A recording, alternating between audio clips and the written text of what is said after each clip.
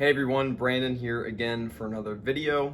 Today's video, I'm going to talk about a direct spiritual teaching. As direct as I can make it, essentially. Now, I'm going to combine a lot of different topics regarding spiritual enlightenment, awakening, all that kind of stuff. And it's going to paint a broad picture of what experience is, what it can do, and really like what this whole spiritual nonsense is, what we're trying to get at with this whole process.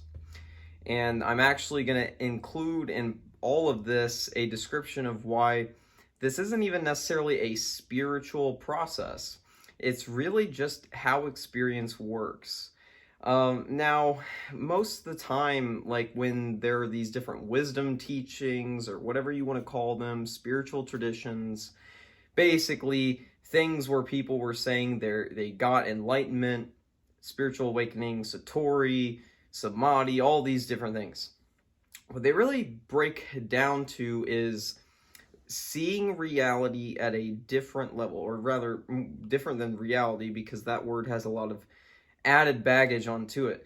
Seeing experience how it is, or seeing how experience could be sort of augmented to be the best kind of scenario you can have as a human being. That's kind of the rough idea. It's generally like finding the quote-unquote truth in a spiritual context, in the context of these teachings of something like Buddhism, Hinduism, Taoism, even forms of like Christianity. It depends on your interpretations and stuff, but the point is that most spiritual or even religious systems can play into this to some degree. But the main ones I would say that track like this are forms of Buddhism, Hinduism, Taoism. Those Eastern kind of teachings really go more in this direction. And they in some ways are similar to even like Western philosophical thought throughout history. But the main issue with Western people who talked about it in Western cultures like ancient Greece or something, it's not that people didn't understand reality to a degree, or rather experience to a degree, what we're in right now, this second. It's not that they didn't understand it, it's more the problem of a lot of people in the more Western context didn't have that pairing of philosophy or understanding with, or like linguistic human type understanding with a practice to help peel the layers of reality away. Now, some people in like those Western contexts, maybe they just had a natural talent to see into these things, or maybe they did have some type of technique, but usually the techniques and methods, from what I've seen, were not as developed and not as direct toward the goal of kind of breaking the illusion of experience and seeing what it actually is. That's really all that spirituality comes down to. You can say it's about God, or it's about the Atman, or it's about Anatta, or you can say a million different things. They're, at the end of the day, from all of my journeying in this direction, it just appears that they're all sort of different sides of the coin, different terms or different types of awakening or whatever. They're all just painting a picture in a slightly different way of what experience is and what it can do. And that's ultimately my brief description of like what enlightenment, awakening really is. It's coming in to realize what this here is actually free from many of the layers, at least, of human conditioning, cultural conditioning, things of that nature that obscure our ability to see reality in skillful ways, at least when it comes to penetrating the nature of experience, and also learning how to transform experience into a positive experience. Learning how to reduce resistance, suffering, things of that nature. That's what a lot of these Eastern spiritual traditions are focused around to a certain degree. specifically Buddhism, is really all about ending suffering, but it's also about ending suffering through coming to find some sort of truth that is inherent to experience already, is kind of the idea. That experience is a certain way now. There's a reason that it's that way now. There's a path to get it to be a different way, and that different way is better. I mean, that's like a really different way of saying the language of the Four Noble Truths. Like the Four Noble Truths in Buddhism, basically one of the cornerstone ideas of Buddhism, it goes essentially, there is suffering in existence, or rather there is dissatisfaction in existence. Suffering, dissatisfaction, those are two words that roughly translate the Pali word dukkha. Pali is the language that was around at the Buddha's time. So the first idea in the Four Noble Truths is there is dissatisfaction or suffering in existence. The second noble truth is there is a cause to this suffering and dissatisfaction. The third noble truth is there is a possible end to this suffering and dissatisfaction. And the fourth noble truth is there is a path to find that end to suffering and dissatisfaction. So that's like a Buddhist way of looking at it, but it's ultimately about attaining some sort of ultimate reality, nibbana type thing, which is just the Pali word for nirvana. Has many different meanings that have been associated to the word at the end of the day, but what you really could see as a very general thing about nibbana is it is sort of antithetical to normal suffering and dissatisfaction that is found in normal human states of experience, where things are not as good and nice. Nibbana might also be described as like the unconditioned. Some people talk about it as basically being outside of experience, relating it to states or non-states, even you might call them, such as cessation, where there is no experience. And this attaches to certain Hindu ideas as well, at least in certain strains of Hinduism. Some of them even say the Atman, or the like true self, has an unconditioned element to it. So what is this all to say? It's all to say that basically these traditions all kind of boil down to what is experience and how do we get it to work in a way that we like more. At the end of the day, that's really kind of what they end up becoming, even if that's not the exact express reason why these traditions were started or continued. That's kind of how they function. So if we want to take a broad, outside of a tradition look at what enlightenment, awakening, or any of this stuff would be, that is a kind of rough idea. Is we're going to see what experience really is. Like, undoubtedly, we're going to get to the bottom of what the hell is going on. And then from there, we're going to see if that hopefully helps us. Most cases, it looks like it does help us to experience this experience in a better way. Subjectively, we feel better doing it in these enlightened, awakened sort of states. And some people will say awakening, enlightenment go beyond states, and I can see their point. There is a lot of reason to believe that enlightenment, awakening, all of that is not just certain states of consciousness. It might be really, I would say it comes down to seeing the structural truths of experience that we can discern pretty much more or less at all times. Now, what are some of those structural truths? Experience itself is built on change and it's built on difference.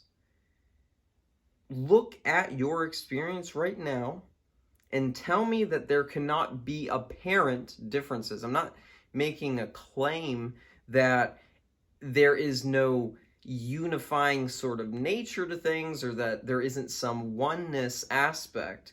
It's more that perception itself, the basis of experience to a degree, when at least when I say perception, I mean, is there something at all experiential? If there's anything experiential, That's kind of my definition of perception taking place. Other people will have different sort of nuanced descriptions or different ways of defining perception in their own spiritual systems or traditions. That's what I mean when I say perception, though. Is there any sort of sensory input, whether in the mind sort of mental sense door or in the 5 physical senses, or anything else beyond those? Is anything sensed or experienced whatever? If there is anything experienced, it depends on there being the appearance of change to some degree. Now, this could be very subtle change. It could be a sort of different mode of change than maybe before someone gets to a level where they might say, I've awakened to something, but the main idea is there is change. That is like one of the traditions that really goes close to that is one of my favorites, Buddhism. Full disclosure here, I really love Buddhism, but not the typical types of Buddhism that you might hear about when you first get into spirituality. This is like mainly getting into a lot of Theravada Buddhism, but also plenty of other forms. The thing is, when you say the word Buddhism, you're talking about like 1,000 different flavors of a tradition. So it's what flavor are you in, or how many flavors are you mixing together in this sort of dish that we're calling Buddhism. But anyway, in Buddhism, one of the core things about it is the 3 characteristics. The first is anatta, which really came from on Atman, which was like a negation prefix to the word Atman, which was this eternally existing self, which some Hindus said was separate from like the ego self. Some say it wasn't separate from anything else. There are many different ideas within Hinduism among, even awakened, enlightened, or just very informed and with it people in that tradition. There is a broad difference in opinions of what the Atman is, how it works. Same can be said of Buddhism and many, if not all, of the principles that occur within it. So that's one idea. So anatta is one characteristic in Buddhism. It's basically a word that means we are negating the Atman. We are saying there is not an Atman, at least in the sense that people would talk about it as this like permanent, all-encompassing self thing that is in direct experience or partially an unconditioned element, also mixed in with direct experience, but basically one way that some people interpret Atman, which is somewhat consistent among Hindu schools, from what I've seen in my time studying these things and practicing in Hindu traditions as well, is that the Atman is essentially the big self. It is outside of the ego. It is really just the holistic field of your experience right now. And again, there's also that potential for some Hindus to have this unconditioned element to the Atman. That's all saying a lot about these terms, but yeah, Buddhism, one of the core tenets of it and the 3 characteristics is that the Atman isn't this consistent, permanent type of thing or like ultimate being thing that people think it is. It's that there's more change than this. We're not that. We're not just the Atman. It's kind of an idea that lines up a lot with the 3 characteristics in Buddhism. So beyond anatta, this no self that encompasses both that the ego isn't exactly what you might have thought it was, as well as the Atman, the capital S self, the quote unquote like awakened giant big self thing isn't exactly what you think it is either. That's kind of what Buddhism is trying to say. And then beyond that, Buddhism is saying that there is a possibility within experience normally functioning that dissatisfaction and suffering will occur. These come from clinging, attachment, aversion, these types of things, which all line up with people feeling as if they are some permanent, inherently existing entity which is separate from experience itself. So Buddhism and Hinduism, at least in many of their forms, often come to the point, and I would say they're more effective and better forms, honestly, come to the point of going somewhere around non-duality. So does Taoism. What I would say a successful path for an individual to go on in spirituality, where they would succeed in some of the goals, some of the main goals, they're basically going to reduce their attachment to certain outcomes and also to certain views. The detachment comes far more from seeing experience in a certain way that it can be viewed. Now there are ideas within Buddhism and Hinduism and all these other traditions that this is like the true way of seeing, and I can definitely see, after getting into many of these states that they discuss, these peak states that they discuss in these traditions, as well as, the theory that goes with them in the traditions, I can see why they would say that these realizations and these insights bring about you coming closer to the truth, or like what reality, what experience actually is. I can definitely see why they would argue in that direction. I don't know if it's necessarily a proven thing. It almost seems more a point of opinion, because even within the Buddhist tradition, you'll find that if you go deep enough, and at least in certain strains of Buddhism, that all of Buddhism is fabricated. All of it is a certain appearance, a certain way of things being now, and they do describe a lot of things structurally, but when it comes to the details, and especially when it comes to like strong ontological claims of like, this is how reality is and it's no other way, that's not as much a Buddhist thing anymore.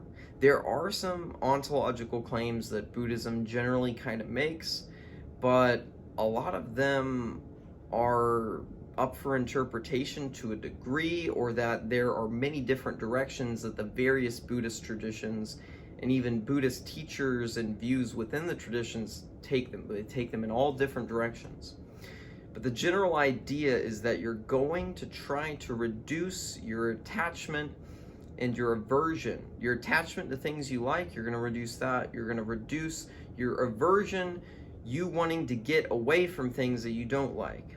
You're going to somehow find a way to stop so much of this push and pull that happens in your direct experience. Now, how do we do that? A Buddhist way of doing that is to see into the three characteristics, to see that there is suffering inherent in life, or even more so, that experience is not inherently satisfying in any permanent way, the way that it normally occurs, because of some of this other structural elements that we'll find in our experience.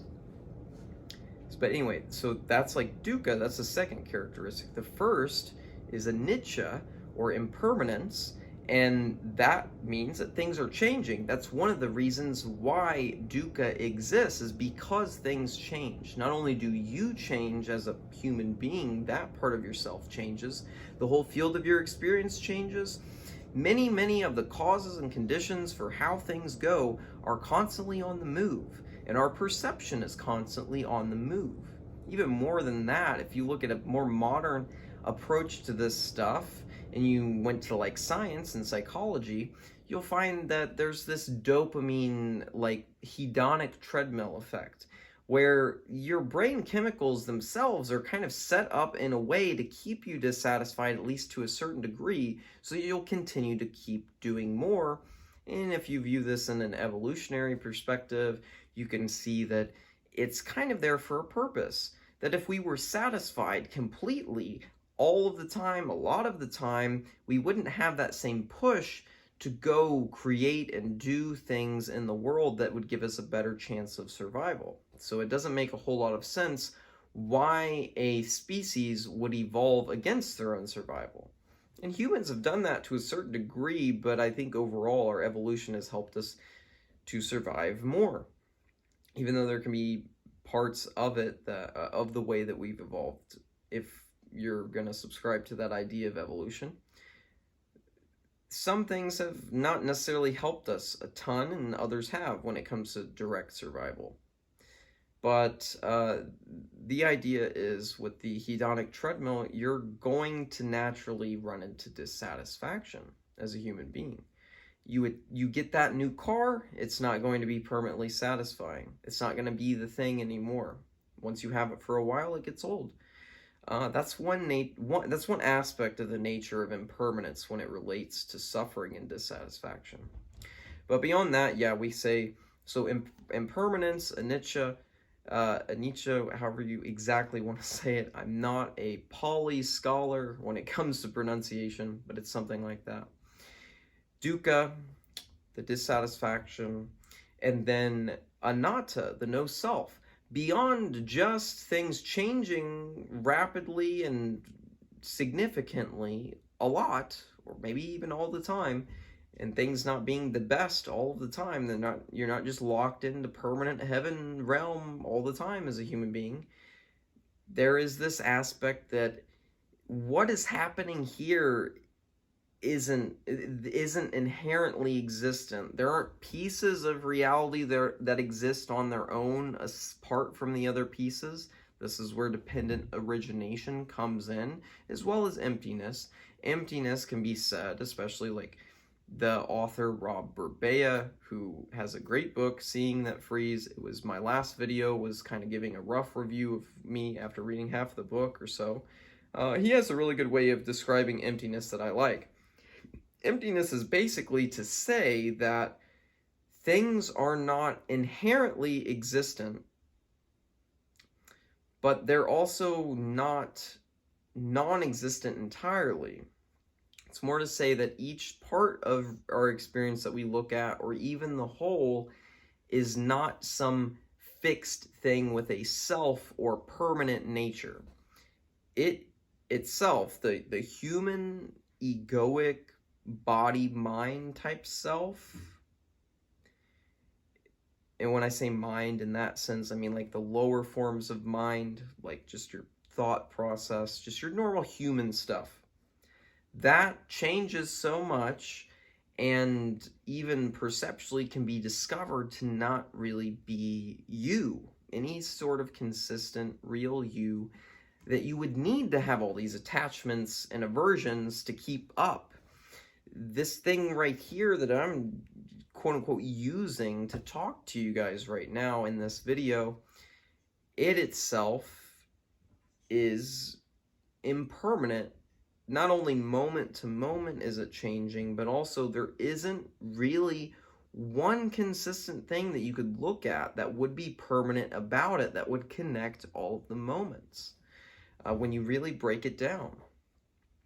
And I'm not going to go into all the details of breaking down the self-illusion. I think, a lot of you, hopefully, who are watching this video have, looked into that stuff to some degree yourselves, either with like spiritual practices. Even certain substances can cause a reduction in this feeling of the solidity and full-on reality, unquestionable reality of this self at the ego structure. But Anatta also says that even the Atman, this sort of ultimate self, that Hinduism, at the time that Buddhism came about, Hinduism was, and still is, all about this Atman idea, is a big part of Hinduism. Buddhism is saying that's not even you either. That changes as well. That relies on other things as well, other than just itself, in a sense.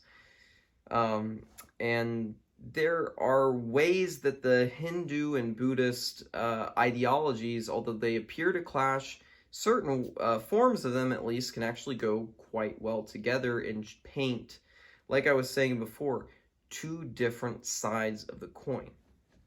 Now, let's get into the very direct part of this. I've given a lot of general idea of some different Enlightenment common themes and ideas among the two biggest traditions, and these all kind of relate to Taoism too, and other forms of spirituality, it all just comes down to realizing that there isn't this real consistent human that must be a certain way, and if it's not, then experience is lost and you've lost the game, and you might as well just live in eternal misery, at least for the time you're here, at least misery for your whole life, just because things aren't going to go the way that this structure wants them to go in every nanosecond. When you start to decouple experience from feeling attached to just this form over everything else, this starts to get into non-duality, which is an insight that's going to come for most people who go into the Hindu path deep enough, or go into the Buddhist path deep enough, or plenty of other spiritual traditions deep enough. I think even Christianity practiced by the book, like looking directly at Jesus's words, would probably bring a certain number of people to non-duality if they were able to practice it. Just some of the sayings that Jesus said, some of the most notable ones, point in this direction as well. But the whole idea is we're going to reduce the connection to seeing reality in such an experience in such a fixed way, so that then we can come to be in more unison with the natural flow of things and not be in a state of constant suffering where we try to get this outcome or that outcome and are in constant dissatisfaction because things don't go the way that the ego wants. That should be the first insight you realize about life in general. I ain't always getting the shit that I want. It's that simple. Just as a normal human being with no enlightenment experience, that's just what you'll realize. Just look at your life. It doesn't happen how the ego wants it to happen. So how do we get rid of suffering? We have to realize that we are at least not only this ego structure thing. Maybe I'm not any of this that I'm seeing and feeling and experiencing right now in any true permanent way. This is just an experience that's happening. And more so, I would say awakening and enlightenment go beyond just these ideas of emptiness, no self, dependent origination, which I don't know how much I touched on dependent origination earlier, but I'll just say dependent origination is basically that all of these parts of experience that we can see are interlinked. There is no experience without the links.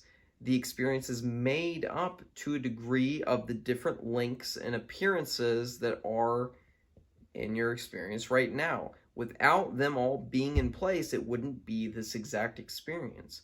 And even the singular aspects and parts of experience are reliant on other parts and aspects. A simple way to look into dependent origination is to get familiar with the 5 aggregates in Buddhism. The 5 aggregates are things like consciousness, physical form, mental for types of impressions, stuff like that, a couple others. They're basically like 5 heaps that you can put phenomena and experiential stuff into, and the idea is they will pretty much cover everything that's experienced. And you can see that the links of the links of these aggregates, like these different separate things, all rely on each other. And just in like my hand in experience right now, in my direct experience or in your experience viewing the hand, relies on the aggregate of rupa, the physical form of it, right? It also relies on the awareness of it. Without the awareness of the hand, there is no experience of the hand. Awareness, consciousness, they can basically be said roughly to mean the knowledge of, but not in a just mental knowledge, but rather it's you're aware of something, you're conscious of something. And one of the arguments of certain types of Buddhism is that there is no consciousness or awareness without a content piece or a perceptual piece to be witnessed. But there are a lot of complex things that you can get into with that sort of idea. The important thing here is that I can go ahead and just link this back to Taoism now. The idea, one of the main core tenets of Taoism is finding this sort of natural flow with the Tao, with this sort of like force or nature of experience and even things beyond experience. And you go into this flow and you go with life naturally, sort of on its own terms, but you realize that there is not an individual to go against life's terms. When you look directly at experience, you can't find it. An individual within experience is somehow going to go against experience. That's the illusory part, is that we think that our little ego bodysuit mind thing is going to somehow steer this ship of experience that we're in.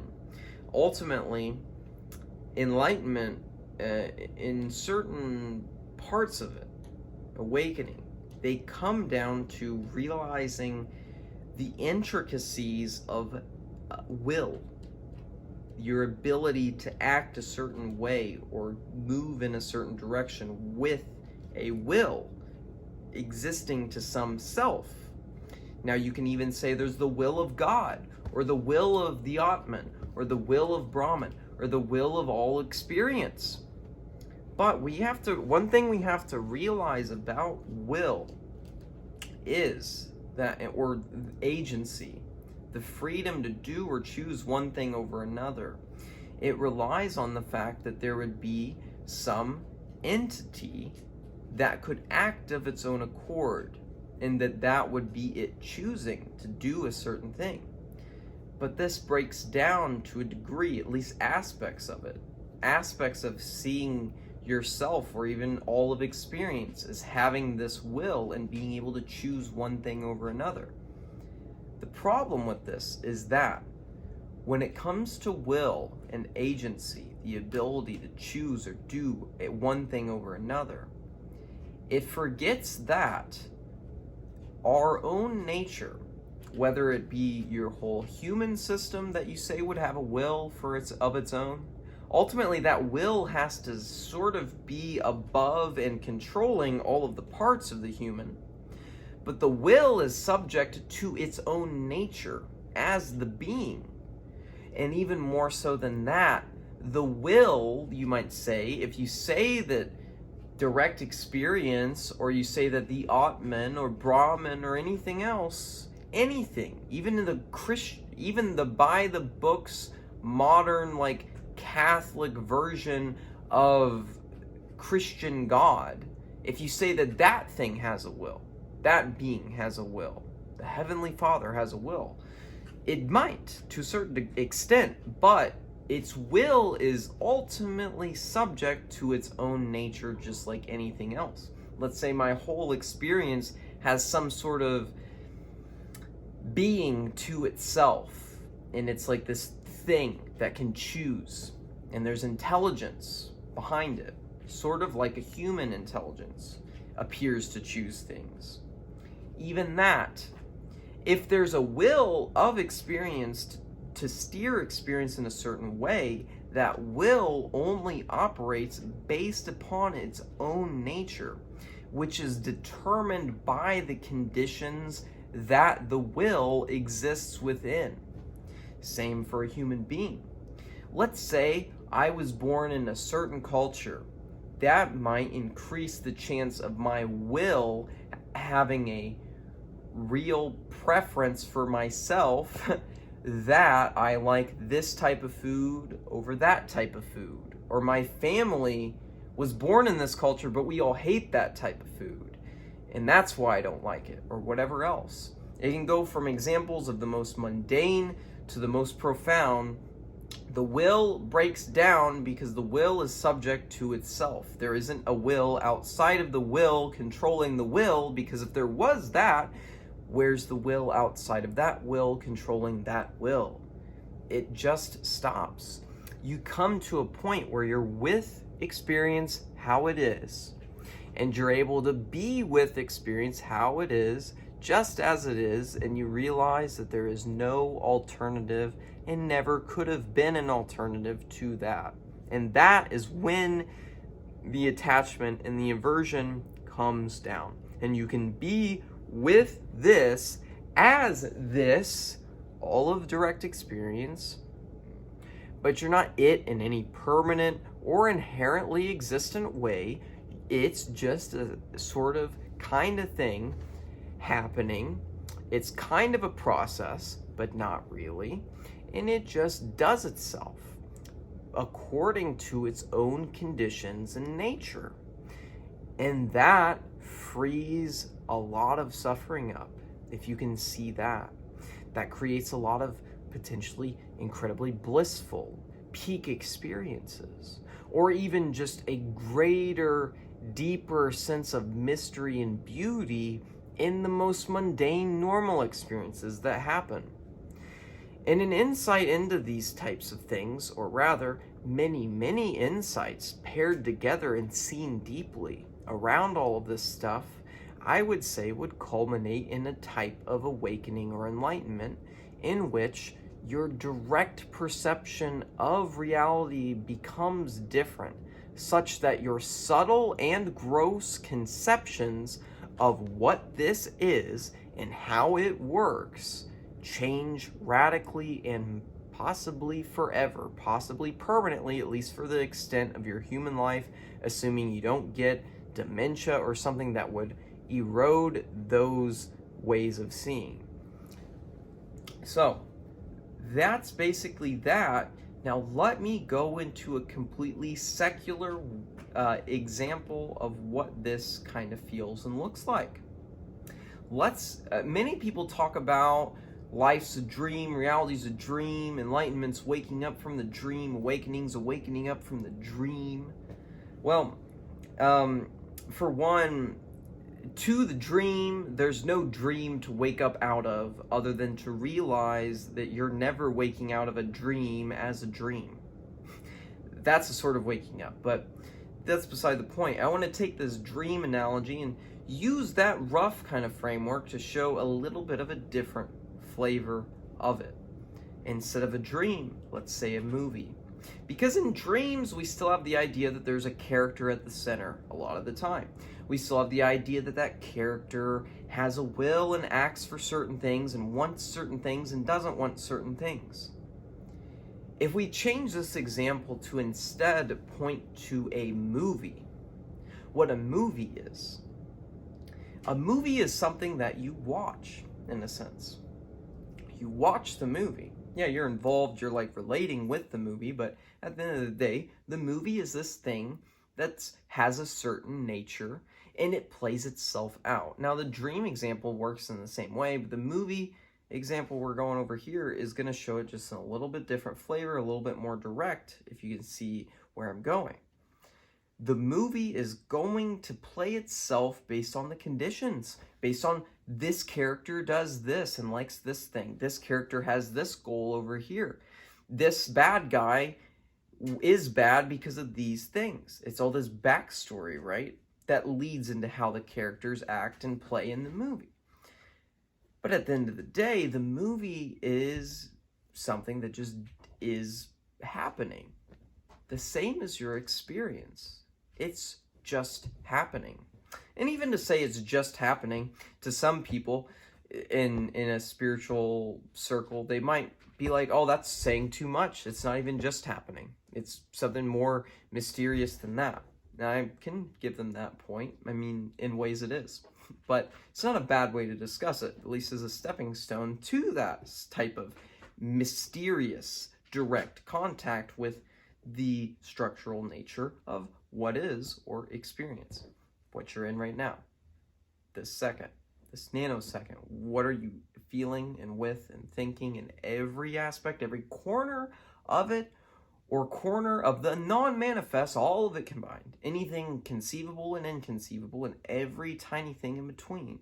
What is the nature of this? How does it work? If you come in to see certain ways of viewing this, you can realize that experience itself is like that movie that you watch on the screen. It plays itself according to its own nature. And this is one reason why, or rather maybe not a reason, but I'll just explain a bit more in the context of a few traditions. Again, same kind of ones I've been talking about. why will is so important and agency.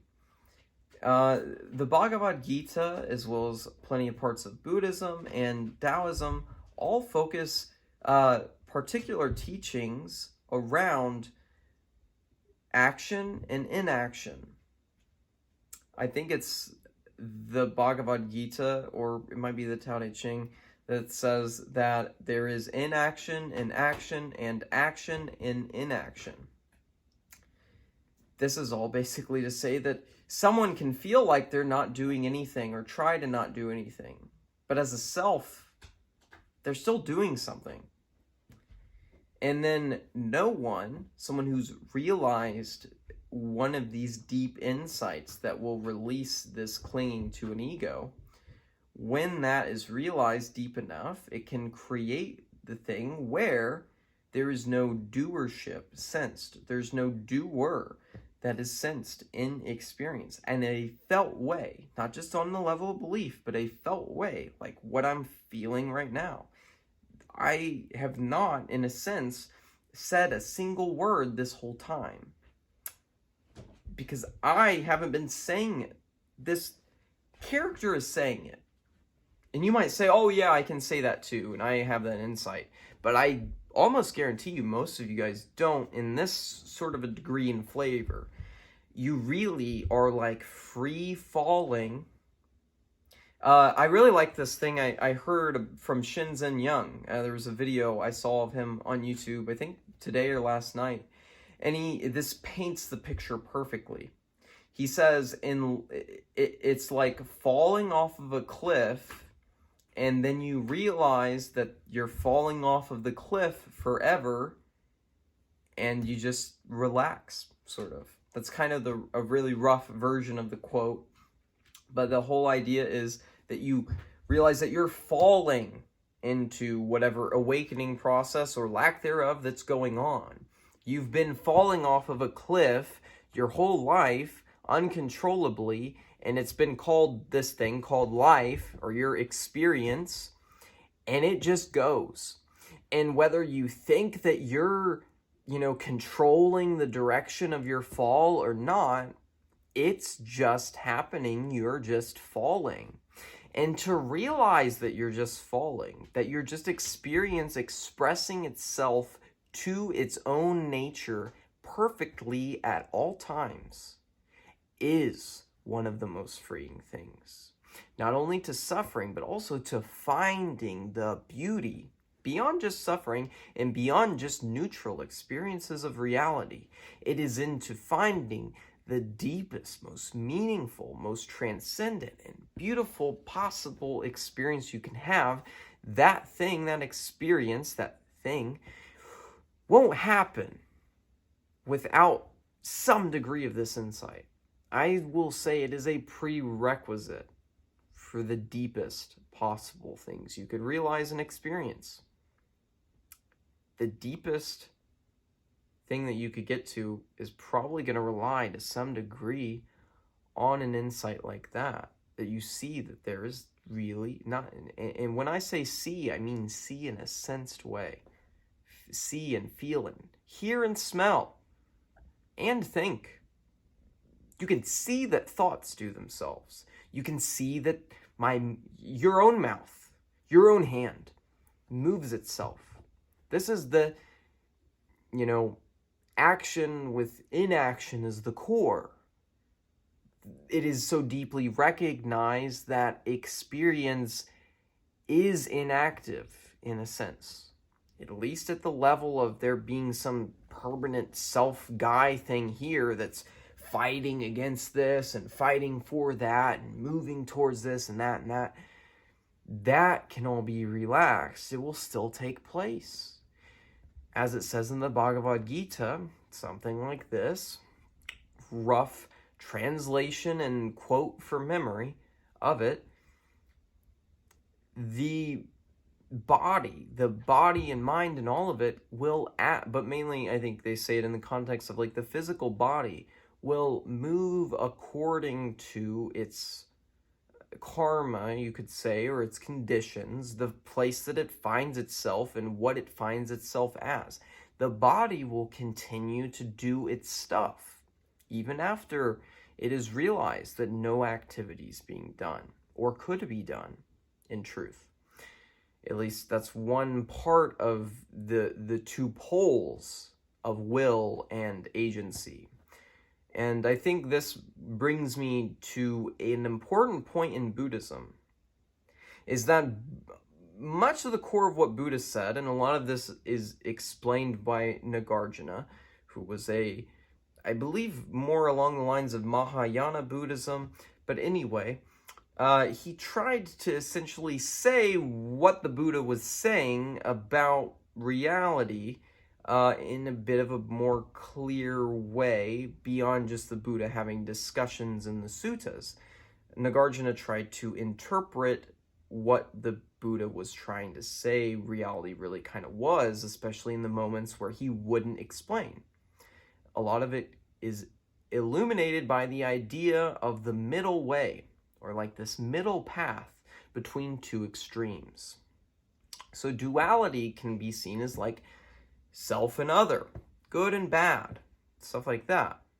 Or agency or no agency, or having a will and the ability to change things or not. A lot of what Buddhist philosophy is, as well as the direct realizations experientially, what those show one is that experience is not as simple as things being one way in truth and another way being not true. There is a delicate and intricate interplay and balance between such dualities and extremes. This, in like a philosophical context, can be seen as the middle way. The middle way can also be seen as a way of practicing. A lot of the context that you'll see the middle way discussed in is going to be in relation to Buddha's path to enlightenment. He was saying, these aesthetic principles where we deprive ourselves and our physical bodies of certain things to try to awaken, that's not the path. And then it's also like some luxurious path or whatever, or worldly path beyond that would be kind of the opposite of this ascetic sort of, really over dedicated in a sense, but like in almost like a weird pain Olympics type of way, kind of. Whether it's physical pain or spiritual or emotional, it was just like brute forcing your way to try to get enlightened. The Buddha said, no, that doesn't work. At least in his experience for him, which obviously he had a pretty good chance of becoming enlightened. I mean, he's kind of where a lot of that word comes from. Specifically, a lot of it's pretty directly tied to Buddhism, although enlightenment was a Western word added onto this stuff later as a sort of way of translating it. But so he said it's not this crazy deprive yourself path, and then it's also not the opposite of that path. It's something in the middle. It's finding this balance, but this balance of the middle way goes beyond just like a practice philosophy of like, don't practice too crazy, don't practice not crazy enough. But it also goes to the different insights within Buddhism, that it's not everything exists, like reality experience exists forever, or that there's some non-experience that exists forever and is the truth, or whatever. It's like, okay, if there are two poles that you might have potential insight into, that you could find there to be potentially truth in, it's not one or the other. It's not even both, and it's not even neither this one nor that one, or the interrelation of all those ways of seeing it either. It's just something else. And this is known as the tetralemma, that something is not this way, it's not the opposite of that, it's not both of the ways, and it's not neither the first option nor the second option. It's saying that those four ways of viewing a thing or a truth or a part of experience, those don't exhaust what could actually be. It's kind of the idea of Nagarjuna's tetralemma sort of logic. What the tetralemma ultimately does is it's going to take your mind to look at something that you can't really think about in some type of a normal conceptual way with normal human logic and thinking. You have to see, oh, fuck, this thing that I'm trying to understand, if it's sufficiently complex, which, I mean, experience itself, trying to see the structural nature of that continues beyond experience or the lack thereof, if you're trying to see what that is, it applies to this tetralemma logic pretty accurately. You can't pin it down. That's the simple truth of it all, is you can't pin none of this down. And to try is to fail. But the good news is, for some odd reason, direct experience can find itself finding out the feeling of a process where some truth is arrived at and something becomes better in a subjective, felt way because it feels to have found a truth. And that could be true, or it could be not true, or it could be both, or maybe it couldn't be both. Maybe it would be neither true nor not true, or maybe it'd be something beyond all those possibilities and all the interconnections between those. And we're just here, boom, no question of what's true or untrue. When you're just here, you're just here. And when you're just this experience being just this, there isn't a whole lot to be complained about. In fact, there's a lot to be pretty damn happy and thankful for. So, I hope that this video helps you guys out to get some type of insight into what enlightenment or awakening might be through some of the main traditions in the world on planet Earth in 2022. The main traditions that have been used in the context of these words, awakening and enlightenment. Really, it's more like nirvana, nibbana, moksha, or like kind of some of the old terms to talk about these realizations, changes, and states, and true natures of reality. These ways of looking at that possible thing. Anyway, so I think I've given enough for this video. Hope you guys got a lot out of it. Give me that thumbs up if you did enjoy it. If you watched all the way, I feel like you kind of automatically got to give it a thumbs up, because, I mean, why would you watch it this far? But who cares? I mean, it's going to barely affect my YouTube channel if you give a like or not. I mean, it'd be cool, right? But, you know, I don't have a gun to your head, because there's not a inherently existing me that even could do that, really, right? And there we're conflating relative and absolute truths, if there is anything such as those, which I'm not convinced of. Not sure if they're relative or absolute truths, and that's pretty true to me, at least now. Probably not true in a minute. So, I'm having too much fun with this nonsense right now. I do need to cut this bad habit of just going in these little weird thought loops for fun on my YouTube channel. Really, there's nothing wrong with it. You're still here, right? Don't know why you are. I mean, I've already said like the video, but you're here because the most important part of this video, man, or woman, or, you know, fish taco, whatever you identify as, much respect to whatever that is. I have respect for you. You watched this video this long, that means you're probably a weird motherfucker. And the good news for weird motherfuckers, kind of like myself, don't think of that as a bad thing. I call it a badge of honor.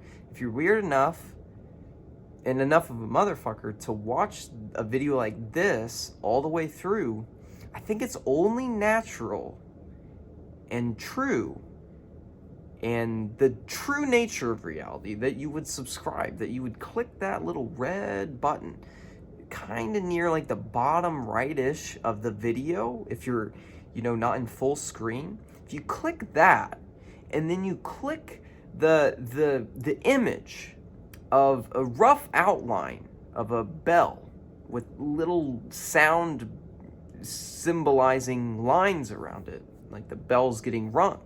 If you click that, then you'll see more nonsense and crazy motherfucker type shit like this video. And if you see that, then, I mean, we might as well get married or something. I don't know. Like, just being real. So, I'll see you guys in more videos. It was a pleasure to get to sit here and talk about this stuff. I feel like at the end of the video, I don't know exactly how long I've been recording, but I just know that there's so much that went left unsaid. No matter how much I talk about a topic like this, if I want to give a direct awakening teaching, I mean, I feel like so much of the video at the beginning was a sort of introduction on all this old tradition way of looking at it, but it's hard to give a full description of what this enlightenment awakening stuff might be without these traditions. They have so many great terms and principles and insights that you can access. And then you can also just kind of be like Leo Gura and put, illegal things in your asshole. And that is a valid path. So best of luck to you guys, whatever your path is, whatever orifice you choose to make the center of your path. Good luck and happy awakenings.